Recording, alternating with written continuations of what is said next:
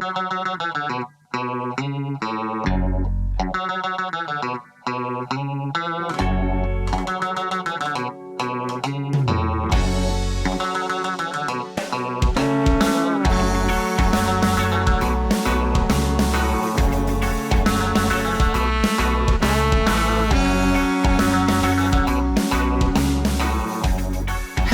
and welcome to episode 135 of the MisanthroPod. You thought we were dead, but we were just literally being murdered by our hateful star in the sky? I am joined by the incredibly handsome and wonderful Wib. Say hello. Hello. I am also joined by the equally wonderful and equally handsome and heavily tattooed Drumbly Bumbly. Say hello. Hello. How are you lovely gents doing today? Doing okay. Also, you're Snipe. I don't think you actually introduced yourself. Hi, I'm Snipe. There we go. Problem solved. It's like, introduce yourself as often as you want to people who still get you the wrong way around. This is true. People still call me fucking English or British, and I'm like, mate. That's offensive. You fucking mate. But yes, apart from me not introducing myself, how are you guys doing? Doing okay. Desperately trying to remember how to do podcasts. Like, is this the part where we say all of our most contentious opinions? No, we've got to put that in the middle somewhere, in between me talking about John Bernthal, celebrated Chilean American actor José Pedro Balmaceda Pascal, and Cum. Yeah. So that's where most people have already given up. Yeah. So yeah. Okay. Okay. Cool. Are you okay, Matt? Yeah, I'm good. So, yeah, England's been going through a heat wave, record-breaking heat wave, and I said this on Twitter, which I only got one snarky arsehole response to. I was quite surprised. In England, we don't have the infrastructure, we don't have aircon, we don't have anything like that. The houses are built of bricks, which basically makes every single flat like ours a pizza oven. So we feel the heat pretty bad. As an Australian, I'm telling you that. I went out in 39-degree weather round the corner, and Wib was genuinely worried for my health. Yeah. But rightfully so. Even though, as an Australian, I know exactly how to deal with high temperatures. I don't like it, but they tell you at school how to deal with heat stroke, how to recognise heat stroke and heat exhaustion, what to do, etc. Whereas you don't really get that in the UK. Yeah, mostly what we've done in the UK so far is the newspapers called everyone a cuck for not wanting... not going to the beach? For not going to the beach and for being vaguely worried at record-breaking temperatures. Because this is what kills the elderly and the vulnerable. Because we live in a hell country. What we actually did on the day, because it was 2 days when it was reaching like 39, 40 degrees Celsius, yeah. We just literally left the house because our flat is so fucking hot. So we just went into town and just sat in the local shopping. We sat in the mall just enjoying their aircon. And then we went to the museum on the second day, which was lovely. It was really cool. Literally. Yeah, if you're ever in Derby, the Derby Museum and Art Gallery is quite nice. It's not very big, but it's got a great collection of fossilised bones and taxidermy animals. All I remember favourite. Oh, sorry, go. No, I was saying that I love taxidermied animals and I love bones. Really need to take you to the Natural History Museum in London. Oh, yes. So much so. They've got like taxidermic animals that are like from the Victorian era. So the one I always remember is they've got a fucking dodo there. How weird does that feel? Deeply surreal. It's like I have been in the presence of a taxidermied thylacine or a Tasmanian dog, which are extinct, and that felt so weird. Is a Tasmanian dog and a Tasmanian tiger the same thing? I think no. I meant Tasmanian tiger. I think I can't remember. I just know that they're also called thylacines. Yeah, because I know a thylacine is a Tasmanian tiger, but I didn't know if they were just called. Is that different?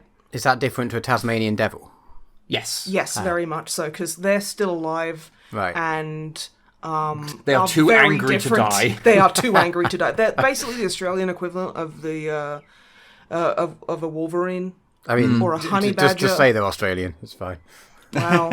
I mean, I was going to be like, how dare you, but like, I'm probably the most contact you've had with anything from Australia, and yeah, I get that. That's fair. That's fair. So I hope everyone has dealt with the heat okay. I hope everyone's staying hydrated and posture check and take your meds. Don't forget to have a meal today. There's another bit of news. So our channel hit 10 years old a few days ago, on the 19th to be specific. Yeah, it's legally allowed to vote now. Yeah, I'm just sweeping that under the carpet. Yeah, no, so we started doing YouTube. I mean, strictly speaking, we started doing it in it's like February of 2012. Yeah, where we did like a full Let's Play, because this was back when we were like, let's do Let's Plays, and they were terrible because we just started doing them, and everything's terrible when you just start doing it. Yeah, and we kind of just, we did it for a little bit, kind of gave up, and then 6 months later, well, slightly less than 6 months later, went, hey, how about if we take the footage that we recorded for these, compile them down into kind of edited highlight reels, and then kind of relaunch the channel with those, and that's what we did, and that became the Snipe and We'd Play series. Yeah. And then we one day we played Space Marine for the channel, and we noticed that holy shit, everybody really liked that, and we got comments going, it's really cool to see people play Space Marine who actually know about the lore, TM, and we were like, this might mean that we don't starve and die. Yeah, this might pay our bills. And we can enjoy it. So we decided to look into that, probably a year later, because we're terrible with executive dysfunction. Oh, we actually started doing it properly a couple of months later. Okay, that's incredible. We're amazing, everybody. So how long have you been doing Codex Compliant for then, just for context? 4 and a bit years. Okay. It's basically for however long we've been in this flat currently. About 4 years, yeah. So yeah, we started doing that sort of a bit later, and obviously we did the Rogue Trader videos a little bit the year before that, and we'd done a few scripted Warhammer stuff before that as well, with the old game retrospective and Inquisitor and the Ultramarines reviews. They're terrible. We were cutting our teeth. Don't watch them. But yeah, so yeah, we've been doing it for a long time, and you know, we might not be the biggest channel for saying how long we've been doing it, but you know what, it's been good, and everyone is super cool and lovely and nice. It has, with no hyperbole, completely changed our lives. And the many people we have met and friends we've made along the way. Maybe the real YouTube channel was the friends we made along the way. It's been really nice, and it is cool, and hopefully we will continue to do this for ever, because we live in the hell that is late stage capitalism. We are never retiring. So but I would like to also give a special shout out to all of those members of our audience that somehow know when I've been to the gym and I'm not wearing makeup and I look like a fucking red onion and I'm sweaty and gross, who come up to me in the street and go, oh my god, hi, I love you. And I'm like, fuck, you couldn't have come up yesterday? But no, I joke. But yeah, it's unerring how many people just seem to just notice when I've just got out the gym and I'm feeling fucking so gross. Wasn't the first time we ever got recognised on the street. It was in Sainsbury's, and I'd just been in the fucking gym. We'd both just been in the gym, actually. Yeah, last time second to last time, the lovely gentleman came up and got a selfie with us. I just came out the fucking gym. And I was like, this is not me getting angry at people coming up to me. If you want to come up and say hi, please do. It's always nice. It's just I'm sitting there going, Christ, I wish I looked better. You looked wonderful. You're biased, but thank you. But yes, so now that the house cleaning is out of the way, Bamble. I was just going to say, so thank you everyone for sticking with us all this time. We genuinely appreciate it. Drummer Matt doesn't, but that's, you know what he's like. Speaking of Drumblebums, what have you been doing, dearest Drumbles? I was desperately trying to think. I was like, how long has it been since the last podcast? And obviously, I've forgotten everything. It has been way over a month. It's been more than a month. 2. I think it was the end of May. The last one went out, so we must have recorded it before then, presumably. Assuming time is linear. No, time is linear. Fuck off. Sorry, everybody. We're gonna try and keep a. Yeah, we've done some stuff. I was trying to think, and I have a bit of a list. Who knows if anything is true or meaningful? It's been warm. We went to the cinema for the first time in. Oh, how long was everything happening for?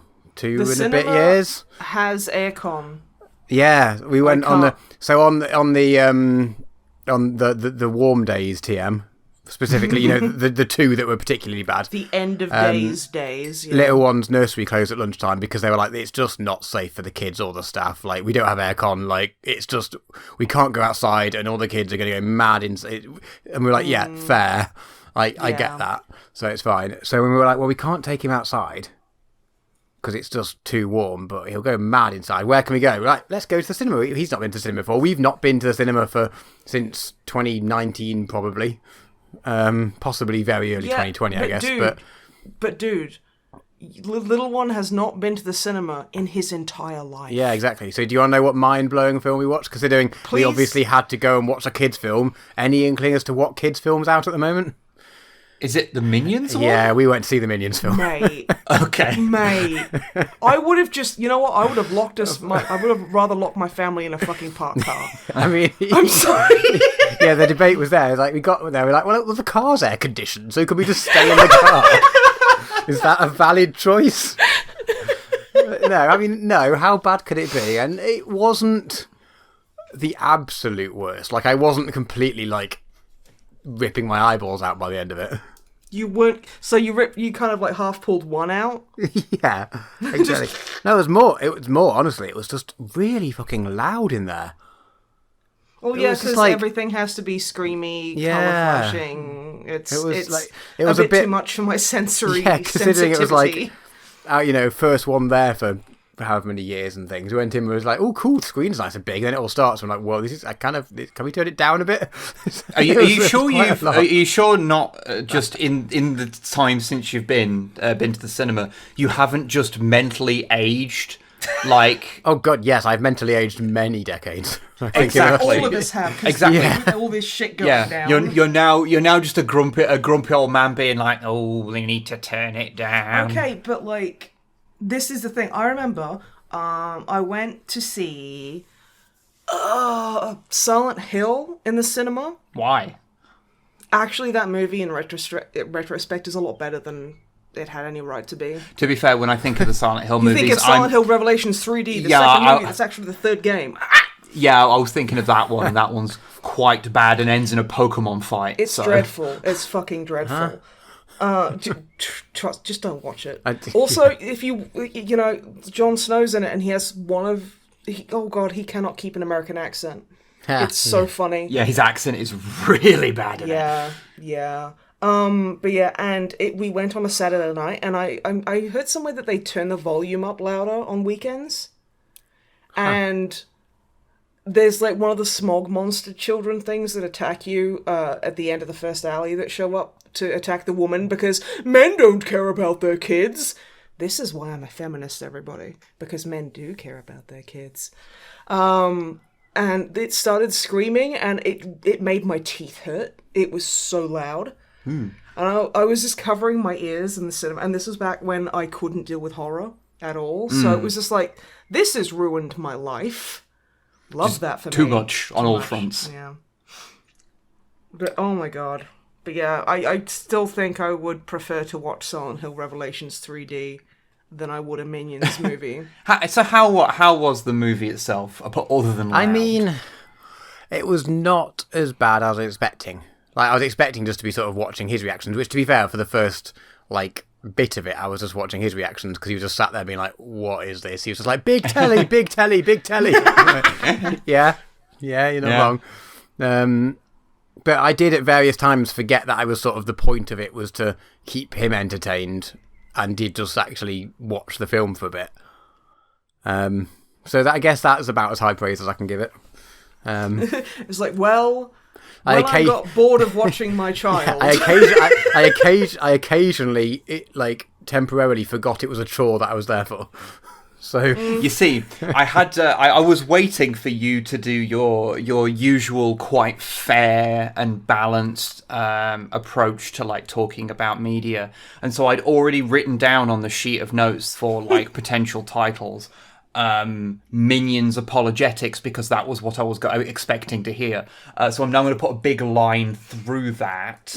Oh, you poor man. How hard because you wouldn't even give me that low-hanging fruit. Okay, how about I just say it so you can put it in the No, that would be disingenuous. Yeah, no, it's not the same. I wouldn't want to do that. We've never done that, listeners. We've never just said a that. thing in order to make it the title. No, we've never done that. I mean, no, every time I've asked to have something as a title, you both have turned me down. Like, my favourite one was, tell the children that mummy's dead, or something, and both of you were like, that is too much. Yeah. You can't call a fucking podcast that. And I was like, oh no, but spitting raw eggs into each other's mouths is fine. What else was in that fucking video, in that fucking podcast, I said that made that the preferable fucking choice? Dear God, okay. So apart from Minions, what's even the name of the film? Is that the one that's the Rise of Gru? Yeah. Wow, really? Yeah. I can be perfectly honest and say I have never seen a single one of the Minions movies, so I cannot actually hazard an opinion on any of them. I will say my opinion of it is probably a little bit better than most, and this is purely because Wib's dad cosplayed as a Minion once. He did. Do you have Did you photos? hear that? And can I see a photo? Kevin, can you send us a photo, please? I know you listen. Yes, I need to see this. If you want to put it on Twitter for everyone to see, great. But if not, can we just personally please, have it? we Drama need needs that for his wall. I vaguely remember quite enjoying the original, like, Despicable Me's. You know, relatively speaking. Like, they were quite fun, I think. But then, the thing is, the worst bit about the Minions is the whole internet around it. And, like, people's grands sending Minion pictures and all that sort of stuff, which I think isn't as bad now as jokes with a Minion picture. Yeah, exactly. Like, wow. Which I don't think is as bad as it used to be, or I'm just better at ignoring it, I don't know. But that, like, discolours your opinion on it straight away. If you were watching it just for like a film, I'm sure it's better than a lot of terrible kids' films. I will say I am currently having, well, it's not the exact same thing, but it's a similar thing with the latest season of Stranger Things. That's next on my list to talk about. I am sick to fucking death of it. I don't fucking care. And the thing is I'm sure it's great. I don't fucking care because literally everything I see on QWERTY is fucking Hellfire Club and all this kind of shit. And I'm like, see, I'm old as fuck. So I know the Hellfire Club as an X-Men fucking thing with Sebastian Shaw and all that bullshit. And it's like, I'm sure it's great, but literally it's everywhere. Literally everywhere. I can't go anywhere on the internet without seeing someone jerking off over Stranger Things. And I'm like, it's literally, again, it could be, I'm sure it's amazing, but I've seen it so much, it's just grinding on me. It's one of those things, just because the hype machine for things is ramped up so high. It means that sometimes you get things just kind of ruined for you, even if you're not consuming them, because not only are you seeing spoilers constantly, but if it's just all that's on your feed for a while. Yeah. But yeah, it's part of the whole hype machine thing where, whenever something is big, you're either, you kind of join in with it, or it's just this sort of vaguely alienating presence on your timeline that you're not really a part of, but everyone else seems to be a part of, and it's quite easy to kind of dig your feet in and be like and be a bit like, I don't give a shit about this. I tried to watch, I can't remember what it was. It was the season where Dustin gets D'Artagnan. And I've only watched season 1, so I cannot help you. I think that might be season 2 or whatever. I can't remember. We're probably on like season 500 now or something. I think it's 5, isn't it? The current one that's just finished is 4, and the 5th one, whenever that comes out, is going to be the last one. Okay. And I think that was just at the start of the first one, but I'm not entirely sure. But no, and I was just like, I remember specifically the point I stopped watching, which was this weird little upside down goo thing that he was keeping as a pet got out and like ate a cat, and I just was like, that makes me feel bad. I don't fucking care anymore. Because, I mean, like, I would have been happy if it had just been one season. I think it was a perfect season. It was great. And I mean, the stinger at the end kind of, I mean, everything has to have a stinger. I don't blame the writers for that. But I think that's one of the reasons I never got into watching any more of it, was that I liked the first season as a self-contained thing, and then I was like, they're probably going to ruin this, and then that meant that I was disconnected when the next couple of seasons came out. So now I know that if I do, and I've heard that it's good, but like, if I do want to Game of Thrones, so I'm Game of Thrones was. Here is a bitten thing. Do not place the finger. But yeah. So at this point, I can't just like, I'll jump onto Stranger Things, and then, but I know it's not just I'll watch this season. I've got to watch the other. I'd probably have to rewatch season 1 because it's been so long since I've seen it, and then watch 2 and 3 just so I can watch season 4. So it becomes a whole thing. So, but I am just, I don't know why we're complaining about a thing that only one of us has seen. Yeah. Sorry, Drumper Butt. So that's right. So that's my thoughts on Minions. Next on my list is Stranger Things. Oh well, now that you've got me fucking started. Sorry. No, it's all good. I get exactly what you mean. I think my thoughts on it. Yeah, I agree. At the end of the first season, and even watching the second season, we watched the second series. I was like, yeah, probably should have stopped after the first, but it's fine, so we'll keep going. And it was fine at the time, but it was just one of those. Again, might have been nice. It was just a rounded thing. But then the third season, they really embraced the like camp, silly 80s-ness of it. And it sort of, because the second season it was just a bit too like, it was taking itself a bit too serious. This is my recollection at the time. I might be entirely wrong, but what I remember, it was like taking itself too seriously, and it was a bit like, yeah, it's fine, but it just didn't need this. It wasn't like adding anything to the story or anything really, whatever.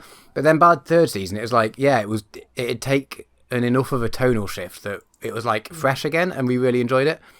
And then they lost some of that this season, but it was just really good. So I will say that if I was like 19, Steve would be a problem for me. Because I love like that, because in the third season's like, I've seen so much fucking GIFs and stuff. It's like he's like working at that sailor restaurant or whatever. It's like big hair guy. Yeah. I think it's Steve Harrington. Yeah. I can't remember. But yeah. And honestly, like, I still absolutely love that character, how he could have just been jock asshole, and he actually had like this really impressive growth of like, of maturity, and it was just like, that is so fucking cool. I love that. But yeah, Stranger Things. Sorry, I've been kind of dreading podcasting because my focus has been really poor. Because I have suspected ADHD, but the NHS suspected in the same way that Lord Lucan was suspected of killing that woman. Yeah. And the NHS, I think because they realise I'm not cis, they've just decided to put me in a box and wait for me to just dry up and die, which is fine. But yeah, so I apologise if I'm kind of scatterbrained and not able to focus because it's okay. Sorry. That's alright.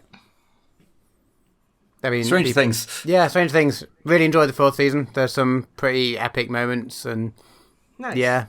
I know there is a Metallica bit. There's a Kate Bush part, which there's lots happy. of Kate Bush parts, which is very, very happy. I'm happy she's finally getting the acknowledged. Yeah, because she's relatively big in the UK, but I don't think she was ever that big in the States. Although maybe I'm completely wrong, but I don't know. But yeah, it's great. Yeah, and yeah, there's a pretty epic. It's like cheesy as all hell, but like that's kind of the point of Metallica anyway.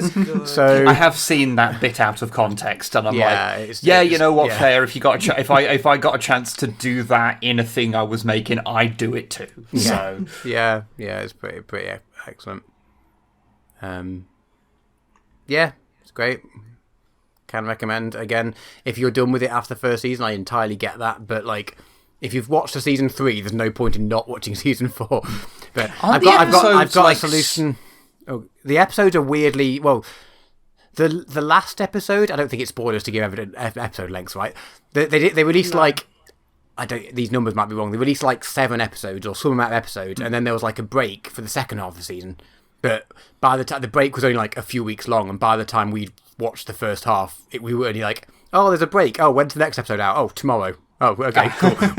And then the second half of the series was 2 episodes. I can't remember how long the first one was. The second episode of the second half was 2 hours 20. So it's like, okay, I guess Netflix just couldn't decide where to put an episode break and just couldn't be bothered to re-roll the like credits or something. So I just kind of went with it. I don't know. Quick question: how is the pacing of these incredibly long episodes? Because the only thing I can think of offhand of like a whole season of TV where every episode was feature length is the first season of Lex, and that has some pacing issues. Oh my no, God. it's fine. We are not the best case for checking that because quite often we'll watch like half an episode and then stop it and watch the next half the next day. Fair. Not the best, but no, it was fine. Like, it was a bit weird it was that length, but it didn't. Once we were like, oh wow, that's a weirdly long episode. This is going to be a slog, and then it wasn't. So, well, that's always a good sign. If something's really long, but you don't notice it's really long, exactly. That's always good. Like, Triple Frontier with Oscar Isaac, Ben Affleck, and celebrated Chilean American actor José Pedro Balmaceda Pascal.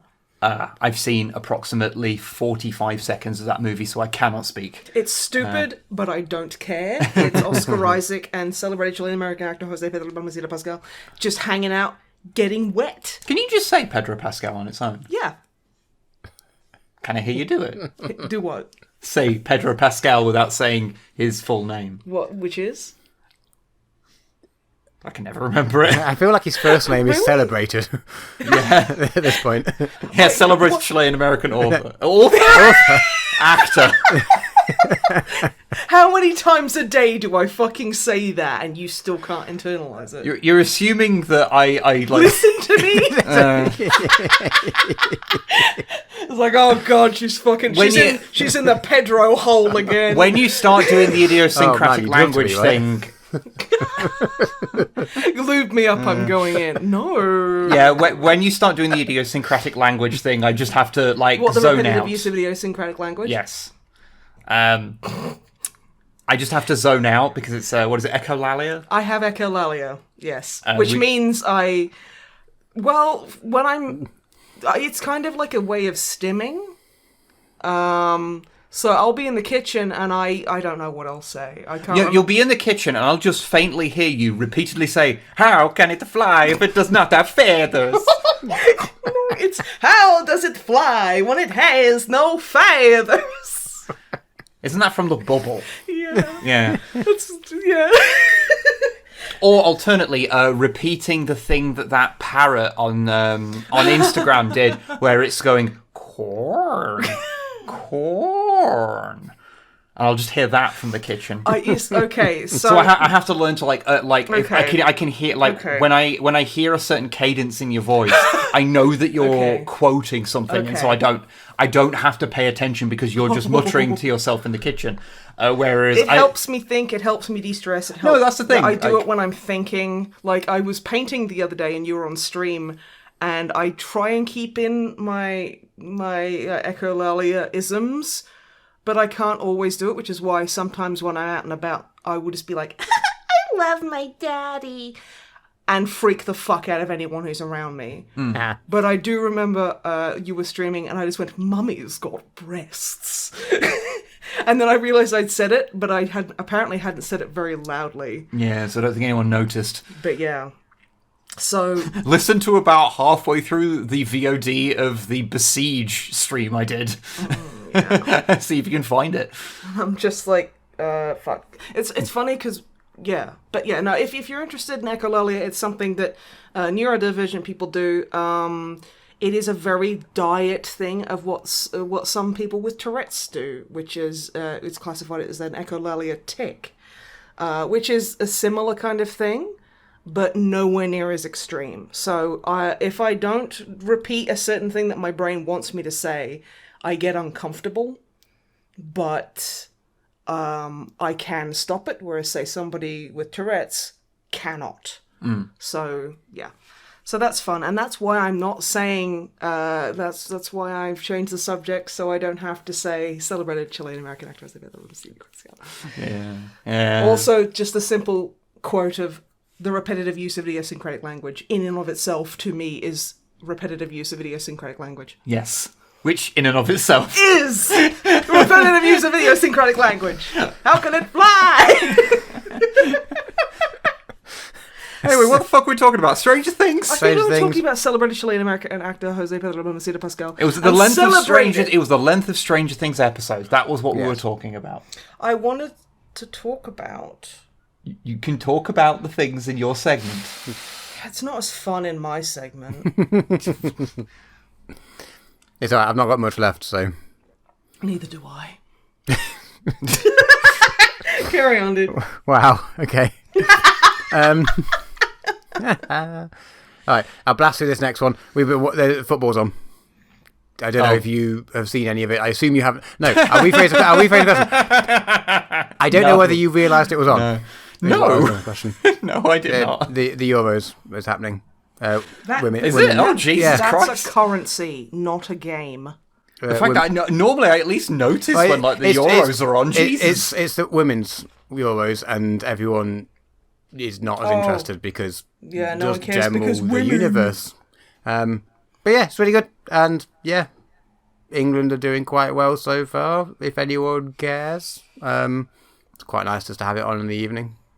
Fair enough. I won't dwell on it.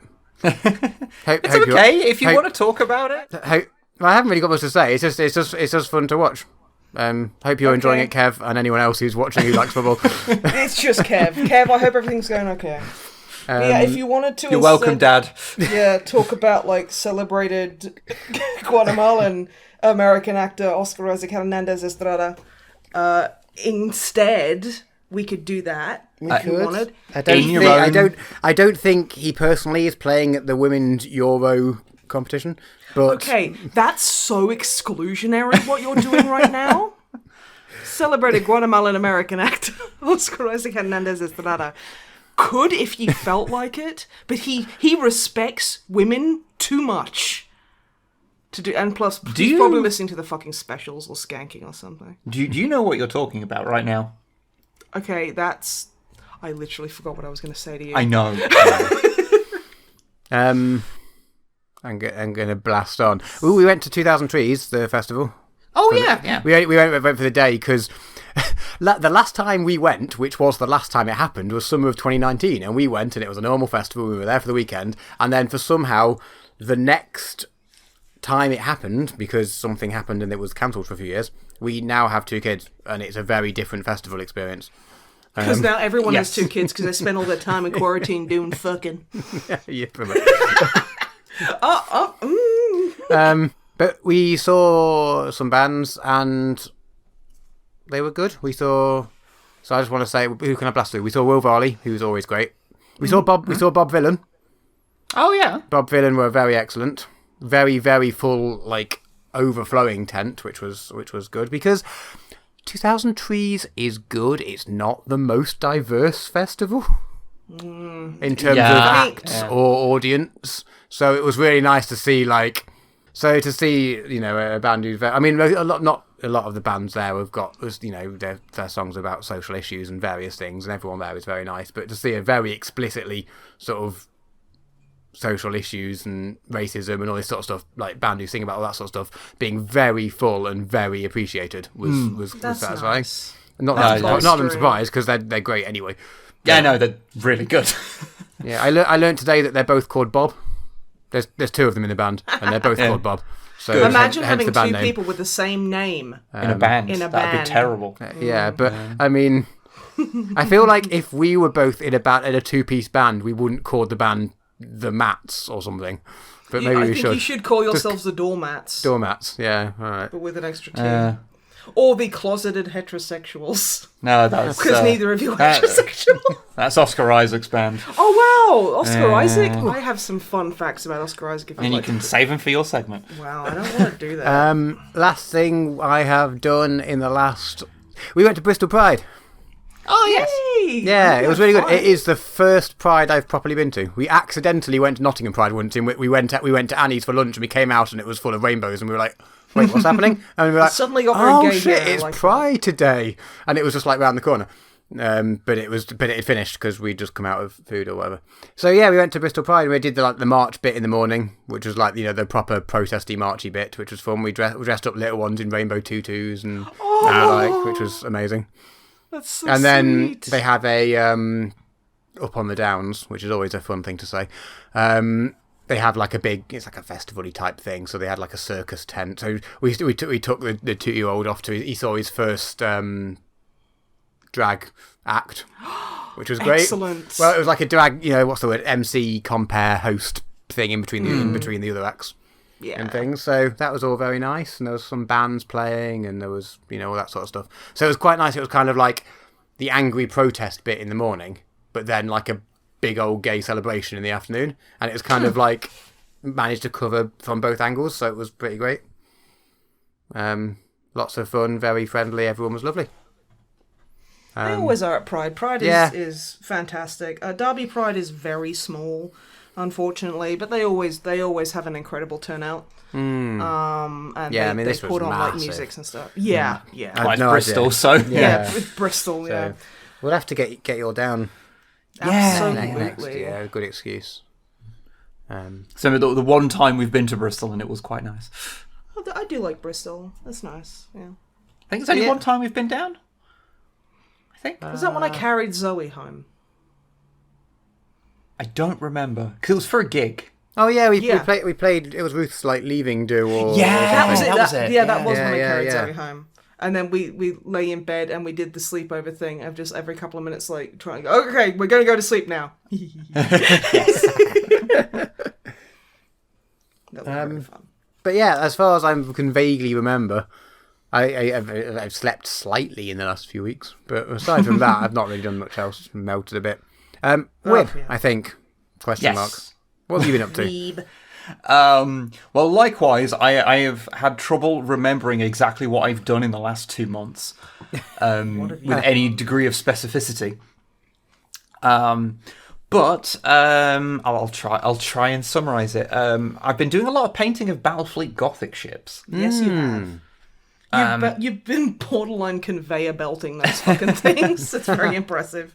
Because we got sent a lot of mostly 3D printed, like modern versions of them. Because obviously the actual Battlefleet Gothic ships, there wasn't a huge amount of them made. Like, they're not rare per se, but there's not enough of them for them to go for sensible prices. We'll put it that way. So a lot of people 3D print them, and we got sent a bunch of them in the PO box. And so I've been getting around to painting those and finding out that they're weirdly addictive to paint because like 90% of them is dry brushing and then just picking out the details afterwards. So they're really like satisfying to kind of do in big batches. I mean, you literally got through painting yours and then painted all mine for me. Because you came up and were like, hey, are you going to paint these? And I was like, eh. And you were like, oh, can I paint them? And I'm like, Yeah, I will paint your army for you because I know that this takes a lot of energy for you to do. Yes. So I'll paint them for you. So yeah, I've done Selflessly quite a bit of an Imperial fleet and like half of a Chaos fleet over the cumulative time of a couple of weeks, basically. Probably. Nice. You could probably condense most of that into like 2 days, in all fairness. But yeah, so I've painted quite a lot of that. On that kind of vague note, we did a sponsored video on the game Dark Future Blood Red States. We did, by Auric Digital. Yeah, and so we played it, obviously, it was a sponsored video, money changed hands. But then it turned out I actually genuinely really liked the game, and I've been playing the shit out of it ever It's a cute since. little dude. Which leaves me feeling a bit awkward. I'm like, I'm really not shilling for them. I just genuinely want to talk about it because I like it. Because it's based on the old Dark Future game that was put out in the late 80s by Games Workshop and was sort of part of the lineage that's, you know, starts with something like Steve Jackson's Car Wars and ends with like Gaslands. Which did actually get some cars for the other day because I've been meaning to grab the new rule book for that because I'd want to play Gaslands again because it's cool. Oh yeah, I miss Gaslands. But yeah, I don't miss your broadside. Jesus Christ. Dark Future was sort of like halfway along that lineage. So it was a late 80s car combat game set in a post-apocalyptic 1995. Wow, it's funny because let's be honest, it feels now we're living in the post-apocalyptic hellscape. But okay, cool. Yeah, and it's like the best way I can compare it to is it's most like the game Convoy, which was based on FTL, but it's more like Convoy than FTL, where you've got a car that is perpetually moving. You can control two cars at once, but that's on specific things, and mostly it's just about controlling one. And you've just got to pick your lane you're in and aim your weapons, and it effectively becomes like kind of everything's got a cooldown, and you just got to do missions and go through the dark futures, like wastelands between cities, blowing up other people. And there's a bunch of different cars to unlock and special versions of them, and I'm currently trying to do all the pro versions of missions. And yeah, so I'm having a good time with that. Why? Actually, kind of similarly, the other game that I probably played the most in the last couple of months, apart from playing more Binding of Isaac, because there's a fair chance that if any point you're talking to me, I'm probably playing the Binding of Isaac still, because the very first episode of this podcast, I was playing the Binding of Isaac, and I've never really stopped. But the other one was a game called SuchArt that I don't think I mentioned last time, because I think it might have been just a little bit too soon, which is a game that we did get sent the key for, and because that just happens when you've got a YouTube channel and too many people have got the email over the years. You end up getting a lot of strange keys for games you've never heard of show up in your inbox. Yeah. Which is very nice, but also you haven't got the time to actually look at all of them. But this one I actually looked at because it was very similar to a game we used to play a lot on stream, which is Passbar 2, which is where you just draw things, and it's like you have a canvas and you draw things. This is like that, but it's like you can fully explore the like area that you're in, and it's the actual painting mechanics are much more advanced, with lots of different mediums to work with. And basically you're on a space station and you're a human that has been decided by the AIs that you have artistic talent, because the AI made art is just not satisfying people anymore. So you're creating art. Now it's really fun and there's lots of things to mess with, but what I will say is that I have painted a canvas entirely one colour and sold it to someone who wanted a very specific thing, and they still accepted it. I have yet to find anything at which your clients will not accept. So basically, you have to treat the prompts they give you as an artistic challenge for you as a person, not you as the game, as the character in the game. Because in the game, you can simply write the words, "I am Mr. Pooh Man, look at me do a poo," and they will accept it as a painting of a cat. You know? Honestly, there's going to be like 10% of listeners who are like, "Bro, just tell me to go fuck myself." Don't shame people. But it's a fun little game. I can definitely recommend it. I spent quite a bit with it. Away from such video games, I've been watching a bunch of stuff. I can't remember if I'd finished Babylon 5 by the last time I was on the podcast. Possibly not. I finished it now. We have a podcast? Yeah. Fuck. I think I just got to the end of the last season. I just got to the start of the last season.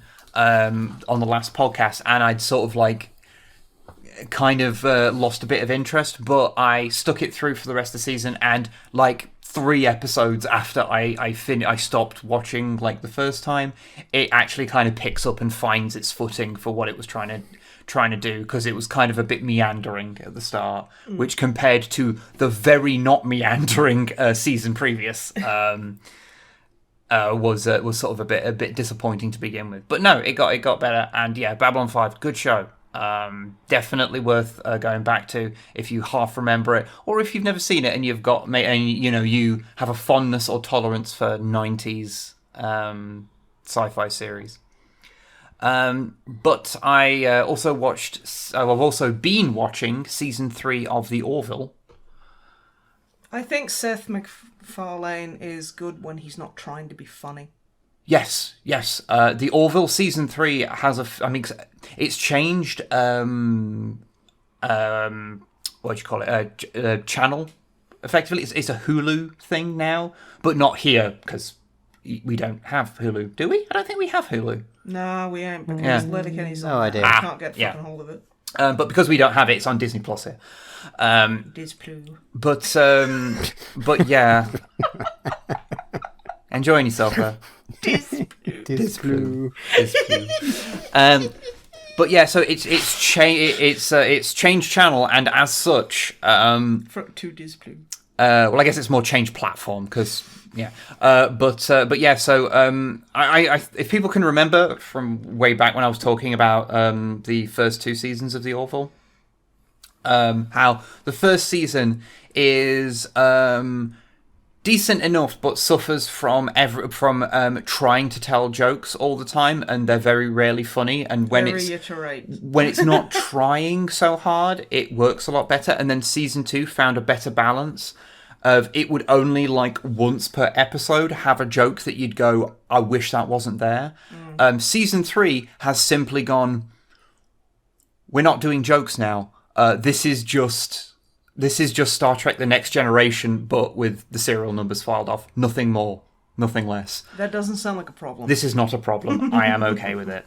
And yeah, it's continuing the weird thing of it being a show in which if you had never seen the show and someone was to say, oh, by the way, this is an episode in which Seth MacFarlane talks about trans issues. If you've seen any of his other work, that idea would make your sphincter tighten and compact until it was basically, I don't know, a neutron star. Like, but it actually handles these things pretty well. Like, sometimes it's maybe a smidge liberal, I say, as a filthy leftist. But it is a mass market show. I can't really expect much more than that. But no, it's been really good. And yeah, it deals with a lot of interesting things and does some kind of fun turnarounds, like the most recent. Actually, is it the most recent episode? I think I might have actually missed one. I'll have to check to see if I've missed it. But one of the most recent episodes, anyway, is an episode in which Isaac, the token character with no emotion because he's a machine, because there must always be one, who is learning about humanity, has an opportunity to get emotions, and his first response, rather than the kind of standard thing of like, oh yes, this will be wonderful, is like, well, I don't see how that would actually improve my my efficiency on board, because he doesn't have emotions, so why would he think that they were valid? Well, like they were something he'd need, like, it's an interesting turnaround, and they do some different things with it that make it separate, that mean that it's not just a reiteration of every data-heavy episode of TNG, which I think is what they're quite good with, is taking ideas that are not original at all, but then having a bit of a spin on them that does make it their own. So yeah, the Orville continues to be quite good, and yeah, the comedy is at an absolute minimum now. It's really just one episode. Isaac the robot comes in wearing a cowboy hat and a mustache on his featureless face, and that's the joke of that episode. Fantastic. And it is in context. It's not like it's not completely just a random thing. So it's like, yeah. But yeah, I'm okay with it, especially because now we've got the Lower Decks, which does Star Trek with jokes far better than the Orville ever did. So yeah, I'm okay with the Orville deciding to just be more serious and do cool stuff. There's even an episode, another one of those, wow, are you going to let Seth MacFarlane write an episode about how people with a reactionary rhetoric can manage to overturn a liberal democracy, completely taking the status quo by surprise? Yeah, let's do an episode about that and let Seth MacFarlane helm it, and you'll be shocked at how well it's handled. I feel like I'm in an alternate universe. I know. It's very uncomfortable. Yeah. Speaking about being uncomfortable, I also watched the whole of season 3 of The Boys. Oh, yeah. The guy who plays Homeland is apparently going to be playing Dracula in a new Blade movie, and I can't think of anyone more perfect because he's like adult Jack Gleason, who played Starr, Joffrey. His name? Patrick Starr. Anthony. I think. So that guy makes me so uncomfortable. He's such a good actor. He he's perfect is for that creepy fucking. His performance as Homelander is genuinely astounding. So to kind of catch you up. Yeah, what is The Boys? Remind me. Okay, yeah. So for a brief summary, The Boys is an adaptation of a Garth Ennis a comic book. And Garth Ennis is a writer who hates superheroes and is the edgiest boy alive. So yeah, I know unfortunately, their the series' Twitter thing is a thing. I've seen that. It's edgy, I guess. Yeah, the first season suffered from a real problem of lots of mean-spirited edginess, and it's basically there are some people, there are superheroes in this world, and it turns out that when you give people unchecked massive amounts of power and treat them as if they are better than everyone else, they turn into weird little sociopaths. Yeah, and that's what the show is basically about. And you've got a group of people who are trying to take down bad superheroes who are not superheroes themselves. Okay. The Boys. That is them. Right, okay. And yeah, the first season didn't really work so great. It had interesting moments and some interesting characters, and Homelander, who is sort of a combination of the times at which Captain America has been a more jingoistic kind of character, and Superman. So what if Superman was a fascist, basically? Okay, right. So that's cool. The second season, they managed to it was still edgy. It still had those moments, but its satirical aim was picture perfect. There is a bit that's at the start of one episode where it shows someone being radicalized by the things they're watching online, by how the news conveys things, until they murder someone. It shows the viewer in a really, really condensed but very accurate way how stochastic terrorism works. And whatever flaws the show may have, I will always praise it for that cold open of that episode, because it is incredible, shockingly well done. Because I remember you going, because I'm never going to watch it because it deals with a lot of themes that I can't emotionally deal with. Oh yeah, The Boys is content warning everything. It's just The Boys content warning. But yeah, you showed me that, and I was like, this is amazing. This is really impressive. The main thrust of the second season is that there is a character, a superhero called Stormfront, and the entire reason I watched the show is because there's a character called Stormfront, and I wanted to know, why the fuck have you named a character Stormfront? For if you do not know, that is the most famous neo-Nazi website's name. I was like, why did they do that? And then it turned out it was for good reason. Because, spoilers for season that was aired a couple of years ago, that character is a Nazi. Stormfront? Shock horror. Is a Nazi? Like an OG Nazi as well. Yeah, I know. Season You 3... can't just call every superhero you dislike a Nazi, honey. I mean, yes, she was fucking, she was, like, literally in the Nazi party, but, like... I'm not saying the show is not a subtle one, but there is one of the openings of one of the episodes of the second season is Homelander, whose cape is an American flag. So he's draped in the red, white, and blue, fucking a literal Nazi against an alleyway wall, whilst there is a homeless person he has just murdered oozing on the floor. Okay, I know writers who use subtlety, and they're cowards. To be fair, because on Reddit,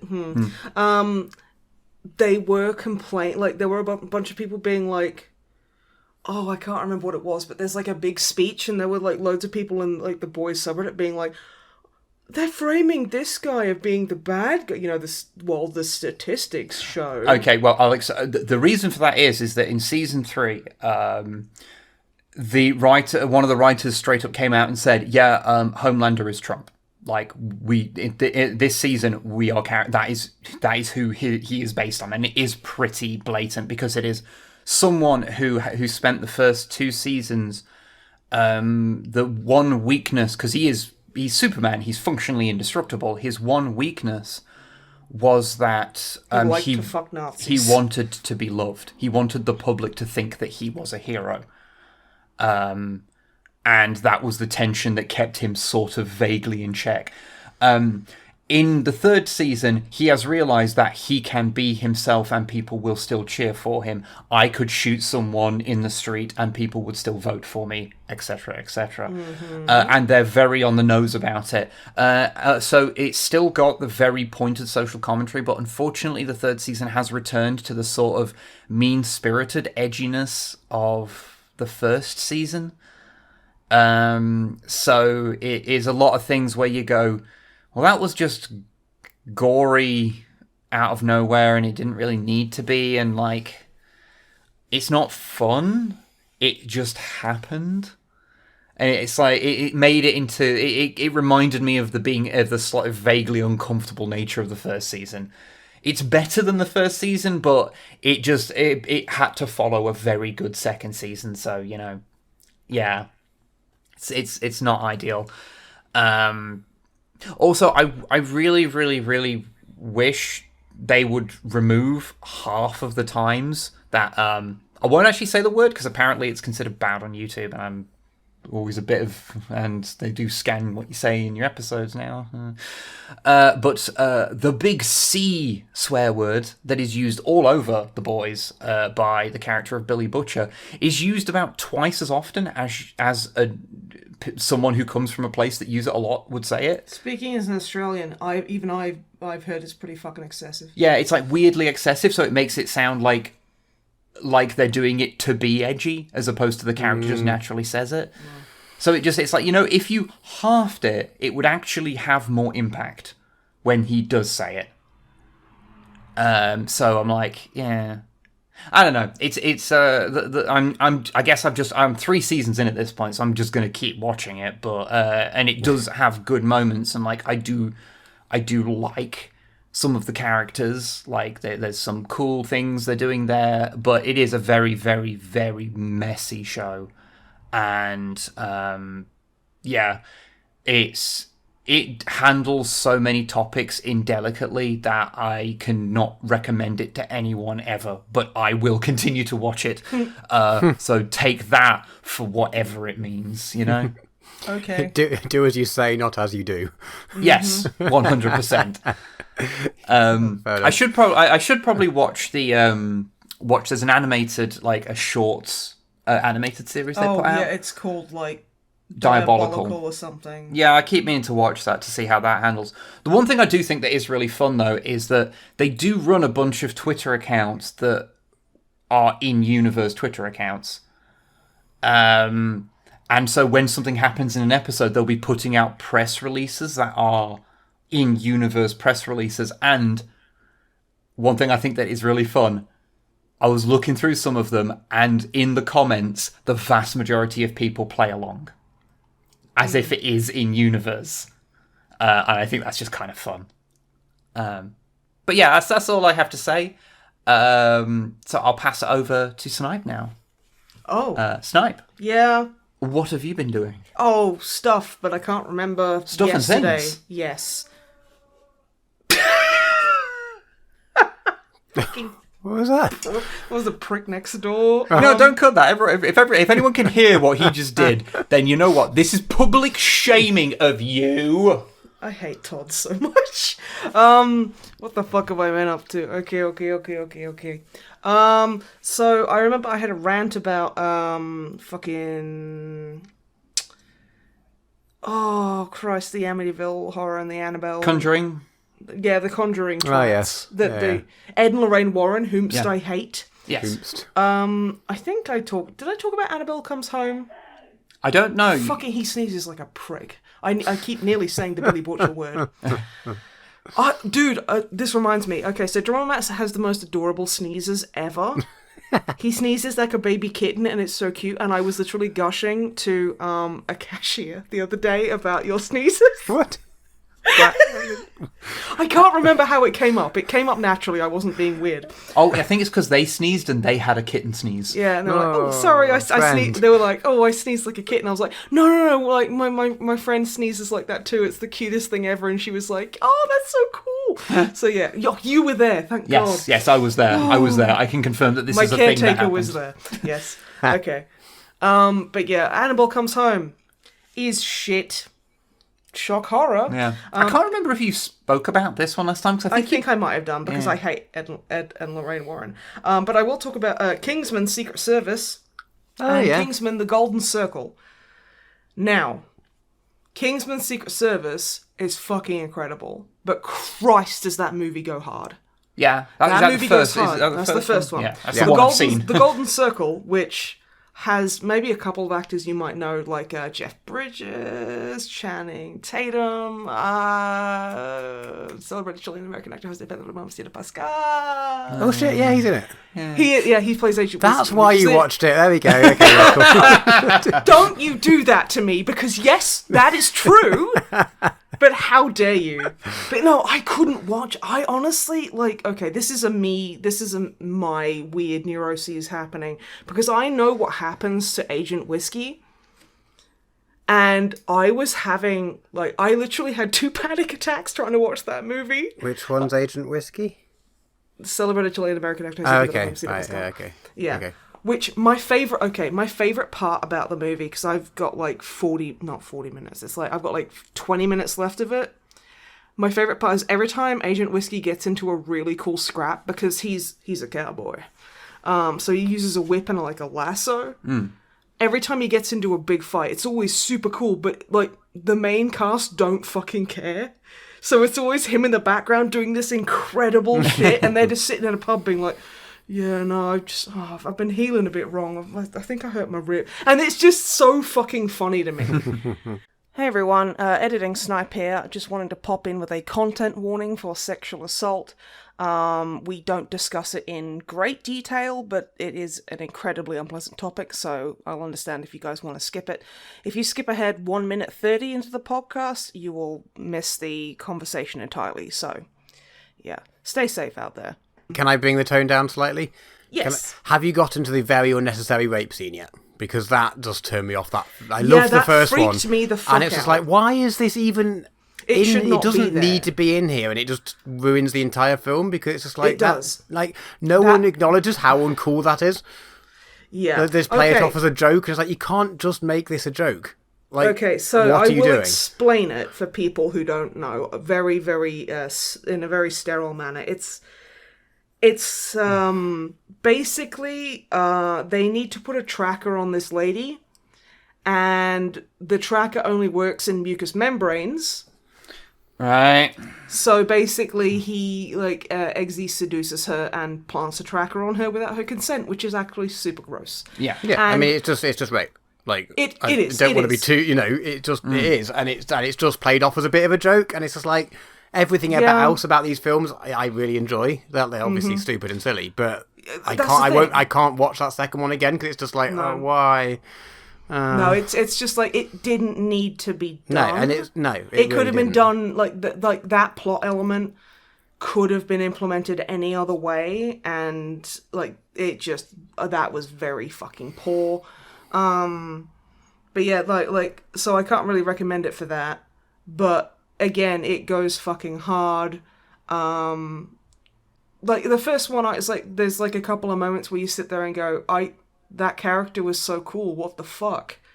They're just gone, or and it's quite shocking with that kind of thing. Taron Egerton, phenomenal fucking actor. So good. Jesus Christ, that man can act. Yeah, honestly, I may have a rather large crush.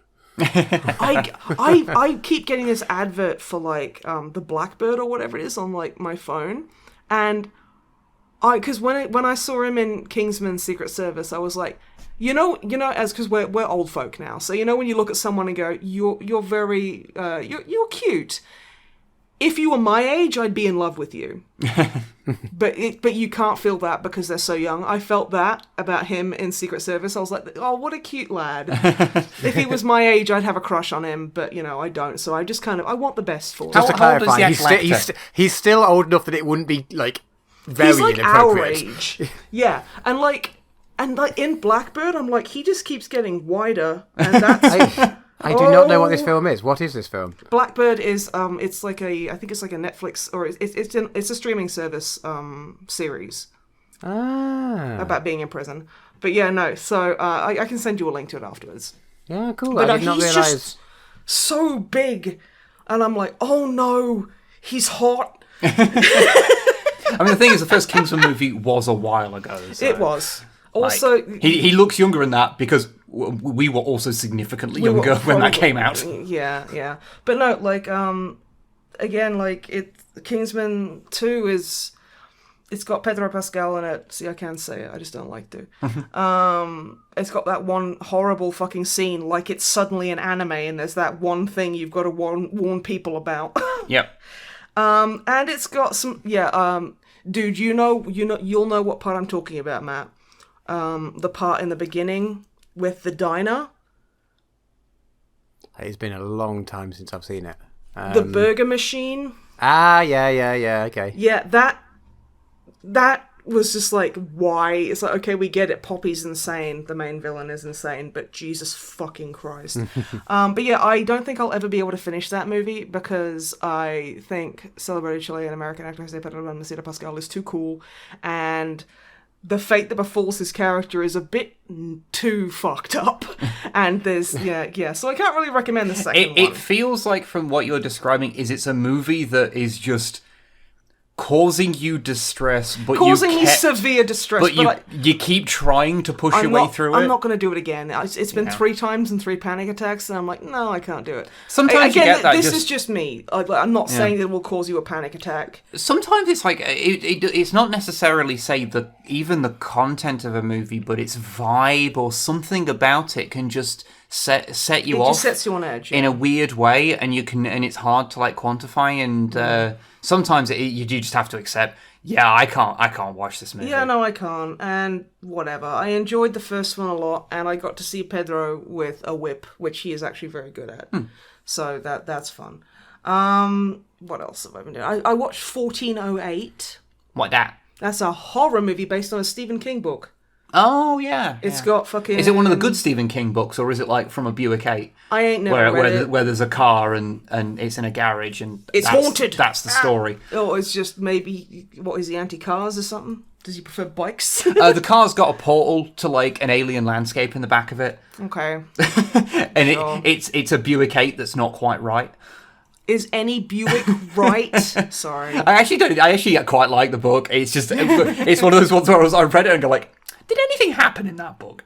I mean, to be fair, they can't all be zingers. He writes like 18,000 books a year. Admittedly, I haven't actually read that many Stephen King books. I've only read like 4, and that just happened to be one of them. But yeah, no, it was pretty entertaining. It's basically Silent Hill The Room, but good. I mean, Silent Hill for The Room is fine. It just wasn't ever meant to be a Silent Hill game, and you can fucking tell. Was Silent Hill 4 based on the novel? I don't know. Or heavily inspired by, shall to we put it that be fair, in the original Silent Hill, all the streets are named after horror authors.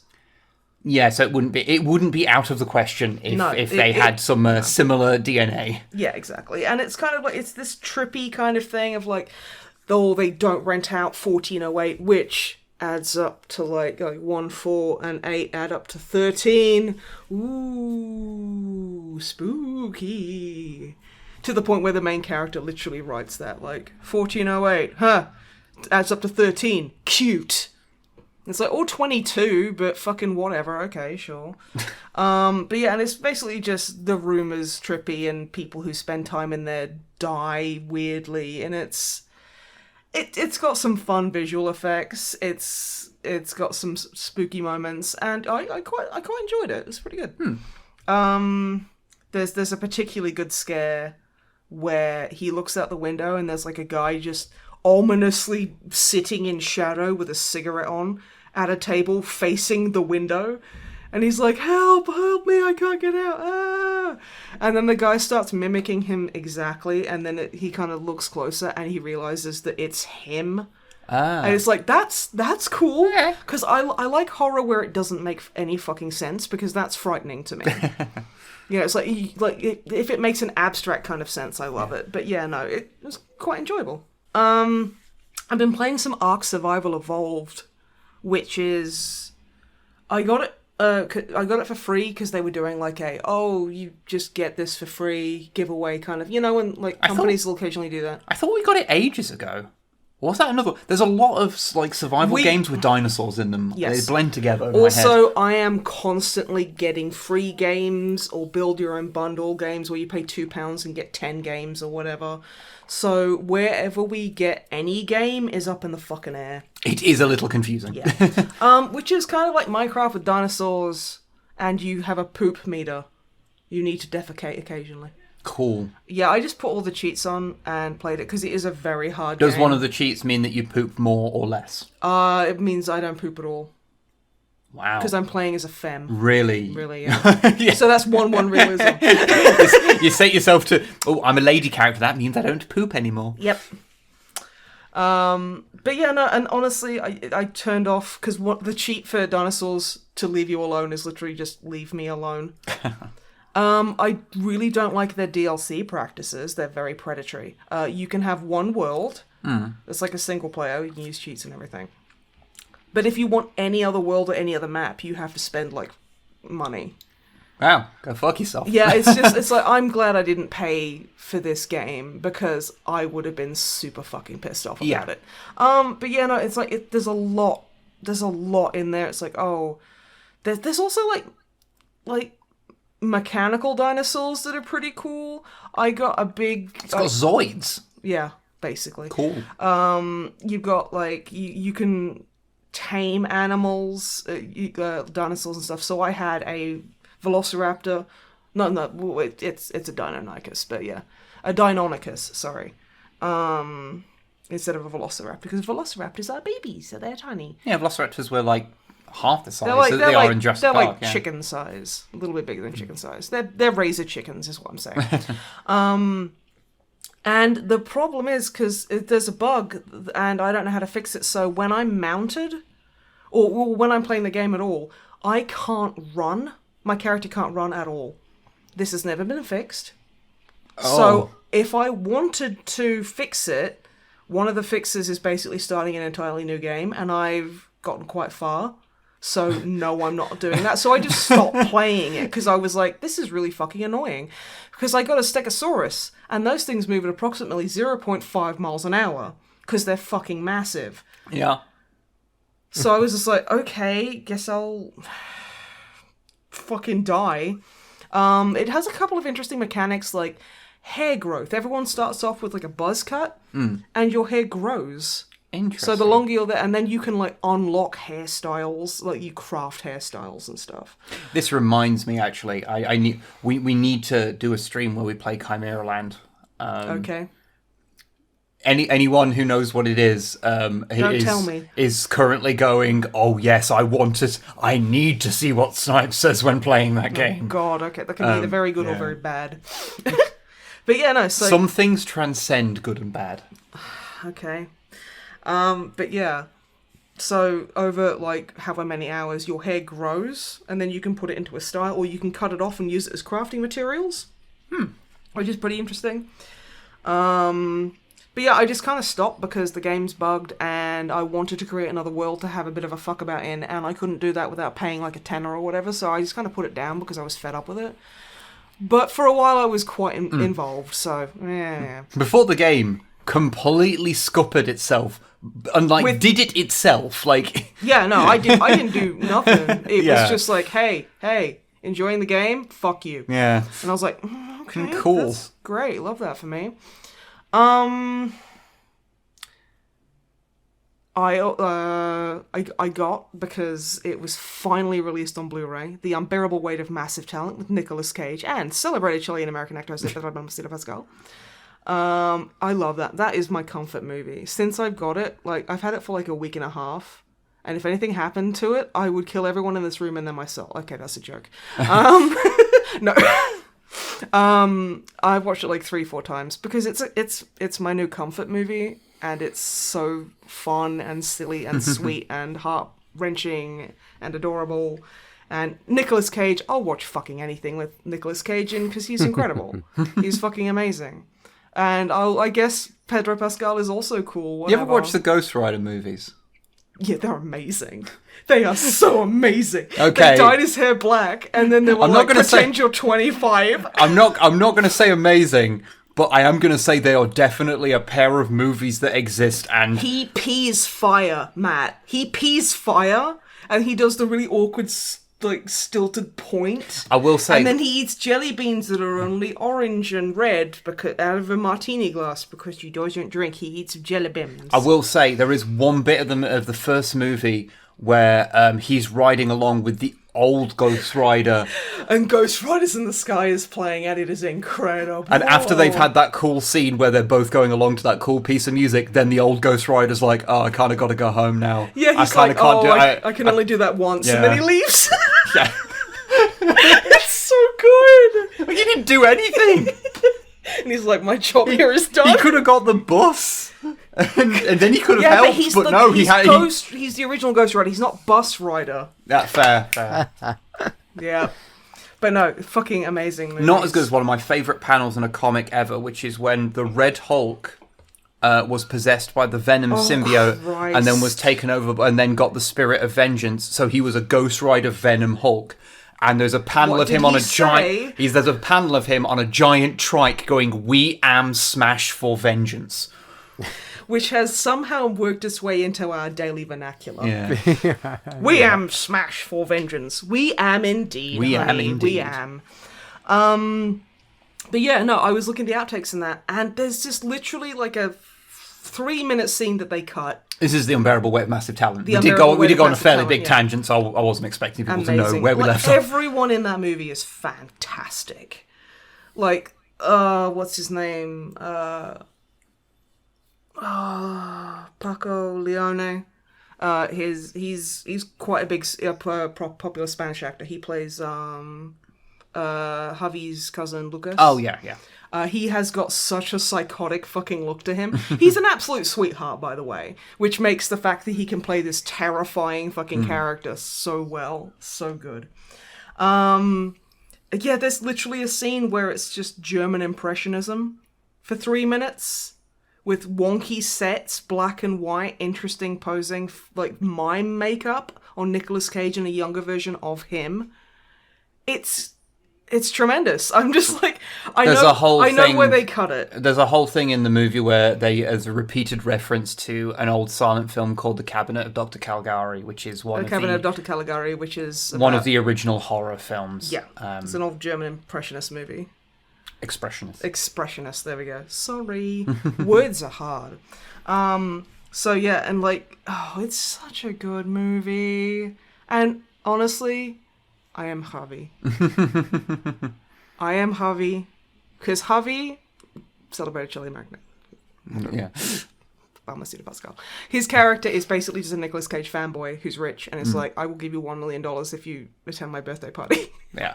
And Nicolas Cage is like, ugh, fine. Yeah. And it's a beautiful character piece. It's a very beautiful adult character-driven drama.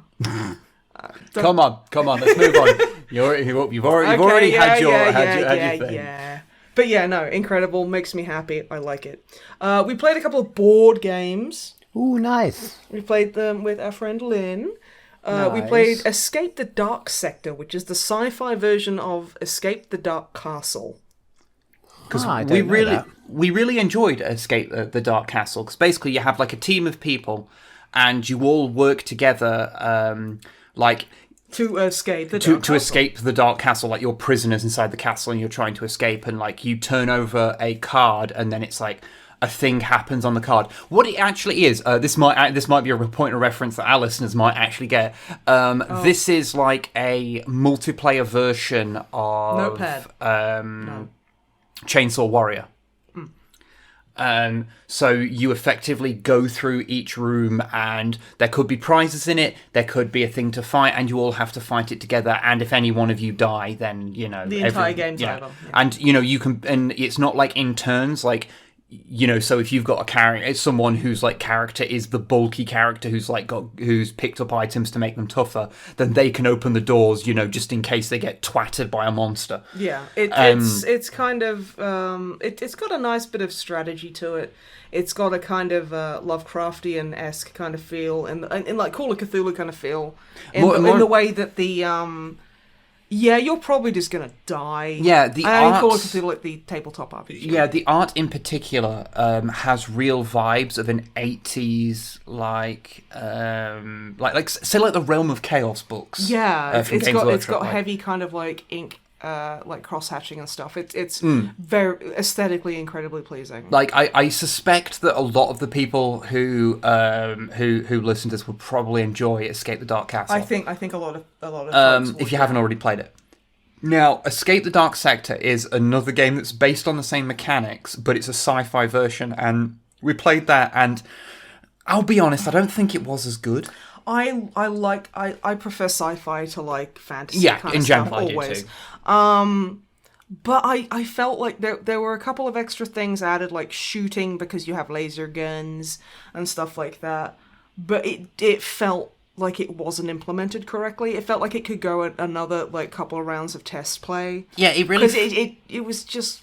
Yeah, it's kind of tacked on. It felt like the extra mechanics that it gained from being the sci-fi setting didn't feel integrated. They felt just like glued to the side of the existing game, and they didn't really blend in as clean a way as you would expect for something that, like, it feels more like this was an expansion to the first game that added sci-fi things to it. Obviously it's not, because every card is unique and it's all sci-fi themed and everything. But no, it did feel like they should have probably kept it in beta for a little bit longer, because it was like, it just didn't feel as solid as Escape the Dark Castle.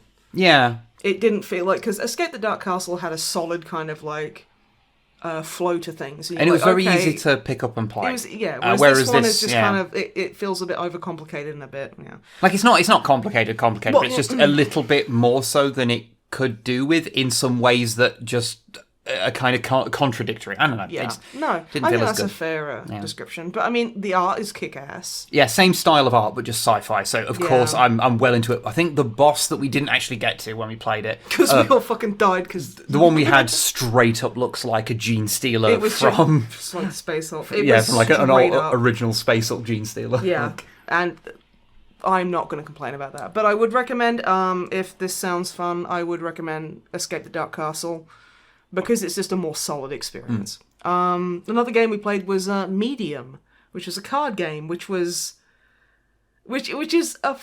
I feel that playing it at a board game cafe like we did was not the optimal setting to play it in. I think you need like 6 people who've all got a bit of drink in them, having chips and derp.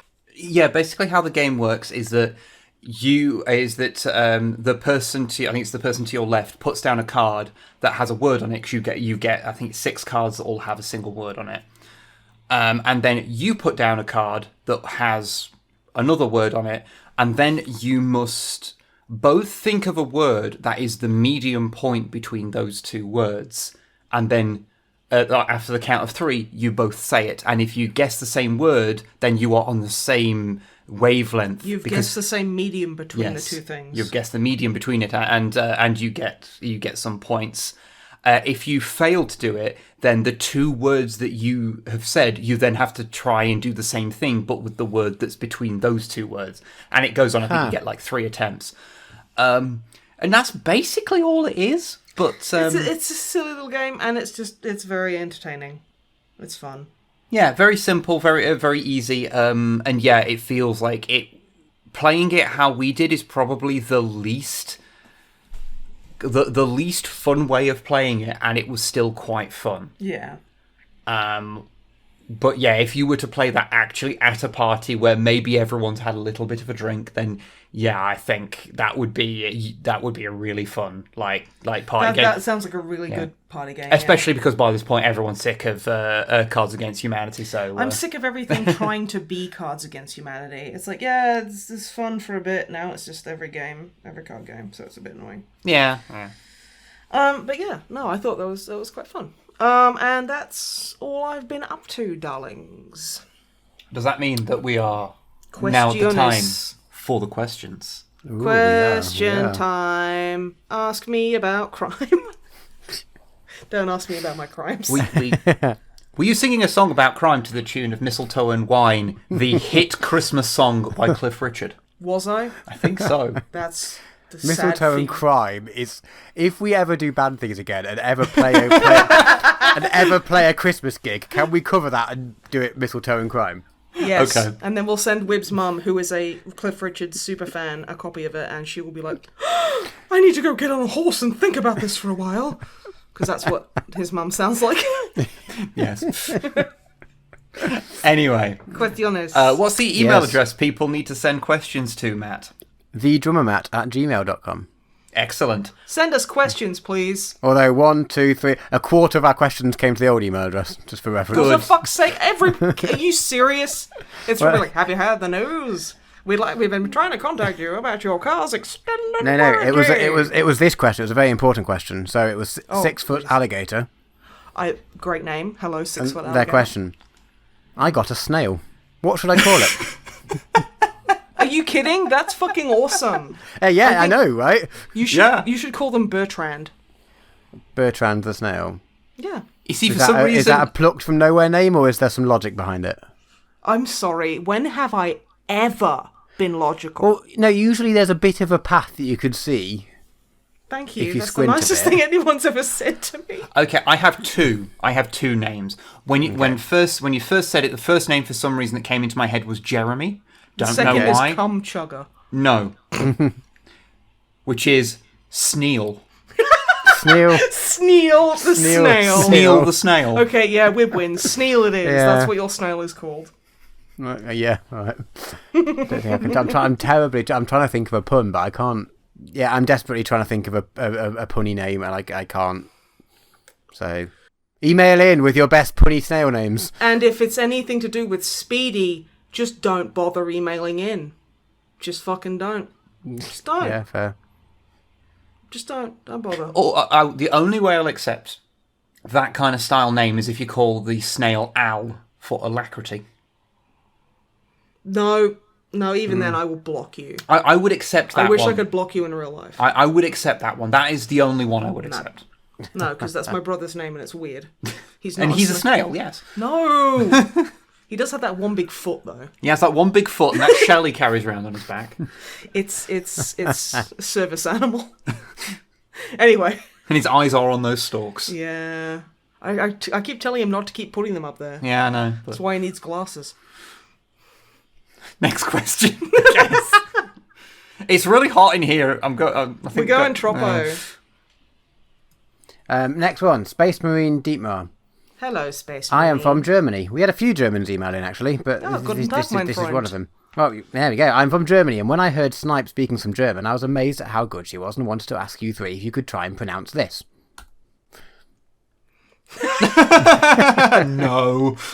Oh, that's something to do with beef mince.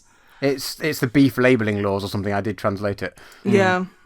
It's Rindfleisch. It's Rindfleisch-Etikett, Rungsüberwachungsaufgaben über Tragungsgesetz. But Okay, not honey, what that. about you? I couldn't even Please start. try. A friendly German has asked you politely. Now we've like with Matt saying it, I've had too much of a step. I've had too much of a thing. Okay. Rindfleischheit Überraschung Gaubenober Betragungsgesetz, which is probably worse than Drummer Matt said. So The problem with it is because I just keep thinking of Überraschung, which is German for surprise. So I'm thinking like beef mince surprise. the problem with that word is that it is just such a long, ridiculous word that, Yes. like, as soon as I like, you know, obviously, like, it's Rindfleisch. How did you do the flesh part? How do you pronounce that? Flesh. Is it just flesh? Flesh. Flesh. Flesh. But, like, once you get Flesh. past that, then my brain has trouble, like, settling onto where the next part of the word is, and it just kind of slips off. Yeah. Yeah, I guess. It's just too long. It needs spaces in it. It's very German can be a bit like Welsh in the fact that it strikes me as there's no space bars. But German makes infinitely more sense to me than Welsh ever will. So, but yeah, no, that was very funny. Thank you, and I'm sure all of us pronounced it perfectly. But you including did, Whip. aside from that word, you did have a few emails in actually praising your German pronunciation. So there you go. Really? Thank you. They probably weren't all joking. Thanks, Matt. I really needed that today. No, I needed they that, yeah, that they. boost. As far as I can tell, they weren't, and I'm not joking. Right, next up, Brandon. Hey, Brandon. You guys get to write fortunes for fortune cookies. What Yes. fortunes do you write? Look behind You can't just say come. Oh, what? Okay, listen here, you little shit. No, that was my edition. So- Okay. I thought that look behind you. Come. So yours is just look behind you. Mine is that German word that we just had to pronounce. So you get like a fucking CVS receipt. Fortune favours those who seize the means of production. Yeah. Comrades. We just have fuck the Tories in every one of them. I literally saw someone in UFC in the That UFC was so subreddit. good. Yeah, they were like talking, like someone was like, I'm an American, what did they mean by fuck the Tories? And like everyone's like, oh honey. Oh, for those of you who don't know. Did you see the video clip?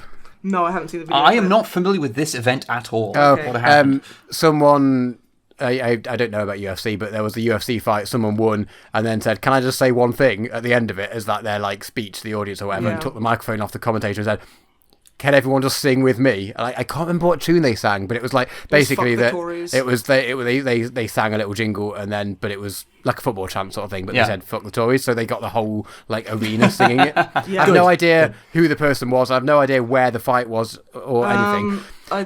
There were a lady UFC fighter. Yeah, but I don't know if they were British, I think, but it was quite a funny little moment afterwards. The commentator or the MC or the ring announcer, I think that's the phrase. Anyway, he took the microphone off. I was like very like sheepishly said, "Well, I don't agree with that." Well, It's just like, well, I mean, brave for saying it in front of the whole crowd, singing the opposite of what you think, apparently. But yeah, it was pretty excellent. yeah, no, fuck the Tories. Fuck the Tories. Fuck the Tories. Fuck the Tories. Fuck the Tories. We hate Tories. All my homies hate the Tories.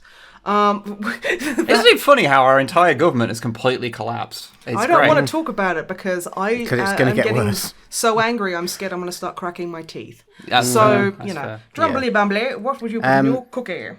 Oh yeah, I don't know. Can I just, Would it be a small picture of dick butt? that would be. I saw someone the other day, and at know a it's a- distance, they definitely had a tattoo of dick butt. I'm fairly sure if I got closer, like it would not have been dick butt. But the point is that from a distance, it looked like dick butt. When was the last time you got your eyes tested? No offense. That's like the good version. I'm going to go tomorrow to get my eyes retested. That's the good version of when you see someone with like an eagle tattoo and you sit there and you go, "Ooh, is that fash?" And then you get closer and you realise it's not, and you go, "Phew."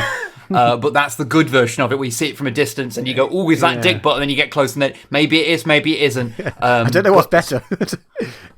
I'm going to say that it is 100% better to have dick butt tattooed on you than fascist iconography. No. I didn't think this would be a stance No, I'd have to specify. I meant, is it better that at a distance you think it's dick butt, when you get close, is it better for it to be actual dick butt, or just something that unfortunately looks like dick butt?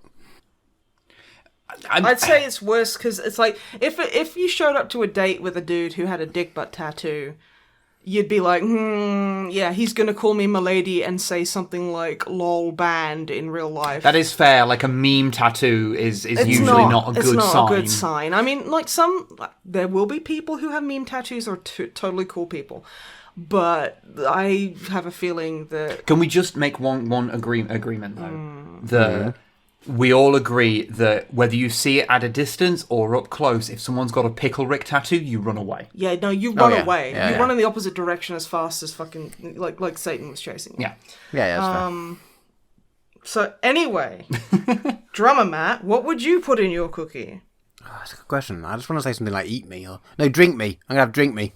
The label, like the little plastic cookie label. Because I just have, like, care instructions. Like, it was, like, I'd have back the of a tab of a t-shirt. I'd have the warning label. I'd have the warning label from a silica gel packet. You see, you're just stealing mine now. But no, that's what I'd put in, like, hand wash at, like, 30 degrees or whatever. Do not iron. It's got a page from the Anarchist Cookbook of how to make thermite. Fucking hell. Moving on. Okay, very last question. Before Susan YouTube gets onto us. Yeah. Last question, Melange. I've recently started trying out more advanced painting techniques, and while they're fun and produce the results I want, I find myself coming back to the same techniques I've always used. Do you have any painting techniques that you like doing and want to be using, but don't end up doing them for whatever reason? OSL, because I'm bad at it. You're better at it than me. I've only done it a couple of times, and I Remind Object me what that source is? lighting. So basically, like, if a model you're painting, you want to have glowing eyes, you kind of like paint it as if it would have an actual physical glow present. You basically glaze the paint around it. Yeah, or like if something has a glowing sword, then you paint the lighting of where it would show up if it was an actual 3D lighted lit object. I did it a bit on my my Iron Wolf that I've got in my Dreadnought army. I gave her red glowing eyes. I thought it was your lieutenant. Well, it's Wolfguard one, because it's a Terminator, isn't it? That you did it on. Oh wait, no, ignore me. It was a wolf skull. The fuck am I supposed to remember? But yeah, you did do it on that, and it did look really good. Thank you. I need to do it more because you don't get better unless you practice. So Yeah, that's the thing. There's lots of little things. I find it very stressful because know how long I spend dry brushing and adding like different washes and stuff. I layer like I layer in Photoshop. I have hundreds of fucking layers. So the idea of just popping over that with a very bright color is genuinely terrifying to me. It's the reason why I very rarely varnish stuff, because varnish can fuck up and then you fucked up a whole paint job. That nearly happened earlier. Like I varnished a bunch of my Lamenters because they're all metal, and I was like rubbing paint off and chipping them. I was like, oh, finally got to actually fucking varnish these, and I did it, and it was right on the line. I think if the temperature had been slightly more humid, it would have been cloudy as fucked them. Fuck. The only time I've used Ardcoat, and I used that on my Harbinger of Decay. Ardcoat's a very different beast. No, I know, but it's still a varnish kind of thing. And I only used that on like the Viscera sacks he's got like hanging off his horse. I used some today actually because I started painting the a McFarlane like the big Space Marine action figures. You put that on our hand drill. And I came out and I thought it was a really detailed, like, Lamenta Pez dispenser. I got confused. Because, I'm painting it as a Lamenta with... Because I've been painting Rogue Trader Lamentas. I was like, I'll paint this Primaris in the same Rogue Trader style. That sounds like a me thing to do. Yeah. So, that's what I'm doing with my time. But, Drummer, what about you? Painting techniques? I have literally never used any inks or washers or anything. Really? Yeah, I've only ever done, like... I mean, obviously painting things as a kid, and then the only army I've really painted is, like, someone who, like, has a bit more knowledge, at least not ability, because, again, it comes down to practice. But as a kid, you got your kiddie techniques or whatever. But the only time I've tried to do anything a bit more is my tower army, and for that, just because of the colour scheme I chose, and the way I started doing it when I first started, I did it one way, and then I've I've not really painted much else other than that. Yeah, because you did hard black panel lines, basically the Rogue Trader style of shading. Yeah, that's kind of how they used to do it back then, because they didn't have this fine range of washes. Yeah, so, and that's kind of all I knew. So I started it, and you can't really change once you've started your army. You can't really change halfway through very easily. Which really pisses me off when Games Workshop are like, let's change the paint mixes. So suddenly half my army doesn't match my other In fairness, half. you have technically been painting the same army for about 12 years. Eat my ass. Eat my whole penis. See, if I say it funny, Susan YouTube can't get mad at me. Okay. Yeah. But yeah, so I'd love to use possibly easier and possibly quicker technique to do stuff. I think you get on real. But I just wouldn't know where to start. I don't know how to start any of those. I can literally, dude, I can literally run you through it in like 5 minutes if you come around. The next time you are here, your father and I miss the next time I'm here, and I'm currently having scheduled time for doing more painting and army stuff, which is some time away. Yes, but whenever you want. But yes, thank you. I can about show you. 18 years, right? Yeah, thank you. Oh no, 10 years time I'll be able to get them into it. So True. Very true. I'm trying to think if there's anything that I particularly don't. Cause I have done. I want to OSL. get into sponge weathering because I just can't quite get it. Oh, I can show you that. I actually do it quite a bit now. You've done it twice, but I can't take it in. It's something that I think I need to keep practicing on, like a practice model. Because I do it on all my grot vehicles, and I've also been doing it on that giant Lamenta as well. So I know. I literally, you know what I said, and this is not me trying to fluff you up or anything. When I got up this morning, I got up at like fucking 7 a.m. I came out and I sat down in front of my Gothazar Harvester, which I'm currently painting. I love the bony boy, he is precious. And I looked at the Lamenta Pez dispenser, and I just kind of like had a moment where I picked it up, looked at it, and I went, for fuck's sake, how can I even begin to compete with this shit? You're not supposed to compete with me for one. Okay, me. I am inherently very competitive. And, I guess it's kind of like, how can I, how can I keep painting in a house where I'm living with a golden demon prick? I am nowhere near that good. He is incredibly good at painting. You have won exactly the same amount of painting awards as I have. We have entered the same amount of painting competitions. It Exactly. doesn't count. Why doesn't that not count? Well, that makes it count more. Yeah, that makes it count more. We are perfect control groups for one another. We've both entered 2. Yeah. And we've both won 1. Well, I got beaten by you for the first one, and then you didn't even bother entering the second one because you wanted to give me a chance at winning. That wasn't the reason, no. Really? No. Oh, I thought that was. No. Okay. No. Okay. I didn't enter because I didn't want to enter and you wanted to enter. Okay. I entered the Red Gobbo one that was like a little bit before it. Okay. That's why I didn't do it. Okay. But anyway, those are our painting techniques. Yeah, I don't actually know. Like for me, I actually don't know because I'm trying to think of what techniques I occasionally use and try and use more. And to be honest, like OSL stuff is like something I have barely done, and I would like to try and do more of. But like, that's so fucking difficult. It is difficult. It is not easy, and it's one of those things where it's you either get it right. It's like a portrait. You either get it right, or it's the worst thing ever. I think my thing is well, no, there is a bit more wiggle room than there is in a portrait, but yeah. I think the thing for me is that my next step would be things that would like radically change Non-metallic metal.